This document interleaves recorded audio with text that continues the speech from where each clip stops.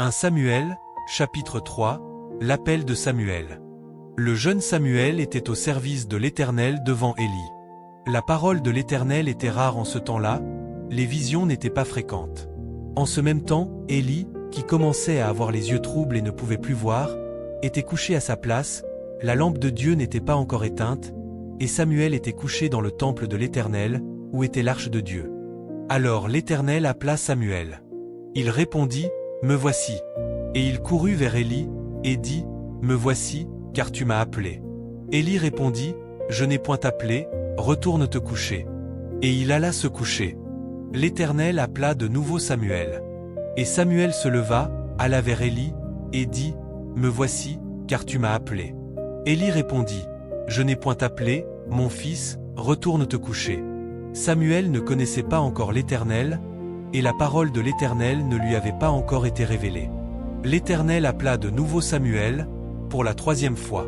Et Samuel se leva, alla vers Élie, et dit, « Me voici, car tu m'as appelé. » Élie comprit que c'était l'Éternel qui appelait l'enfant, et il dit à Samuel, « Va, couche-toi, et si l'on t'appelle, tu diras, « Parle, Éternel, car ton serviteur écoute. » Et Samuel alla se coucher à sa place.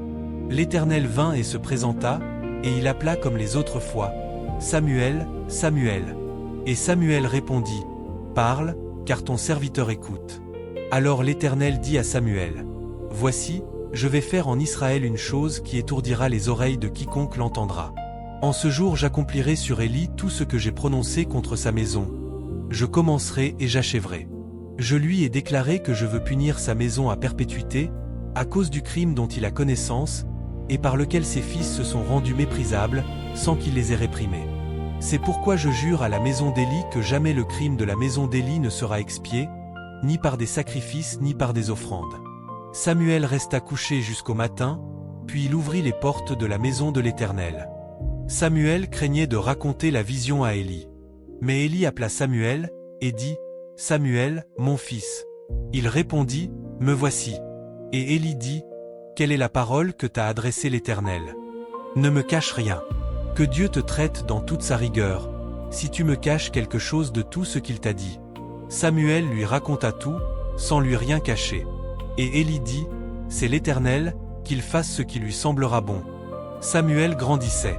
L'Éternel était avec lui, et il ne laissa tomber à terre aucune de ses paroles. Tout Israël, depuis Dan jusqu'à Beersheba, reconnut que Samuel était établi prophète de l'Éternel. L'Éternel continuait à apparaître dans Silo, car l'Éternel se révélait à Samuel, dans Silo, par la parole de l'Éternel.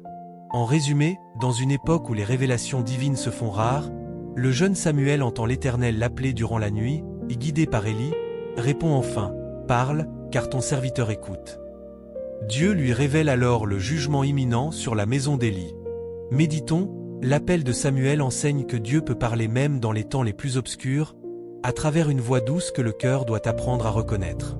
La disponibilité à écouter, même enfant, ouvre la porte à une vie de prophète. Prions. Seigneur, ouvre mes oreilles spirituelles pour reconnaître ta voix au milieu du bruit du monde. Rends-moi disponible comme Samuel, prêt à dire « Parle, je t'écoute », au nom de Jésus. Amen. Chers frères et sœurs, merci d'avoir partagé ce moment dans la parole de Dieu.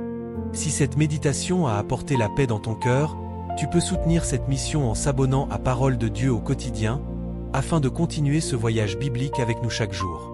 N'hésite pas à partager cette vidéo autour de toi, pour que d'autres puissent eux aussi recevoir une parole d'espérance, de paix et de lumière. Que Dieu te bénisse abondamment, fortifie ta foi et accompagne chacun de tes pas. À très bientôt pour une nouvelle méditation sur Parole de Dieu au quotidien.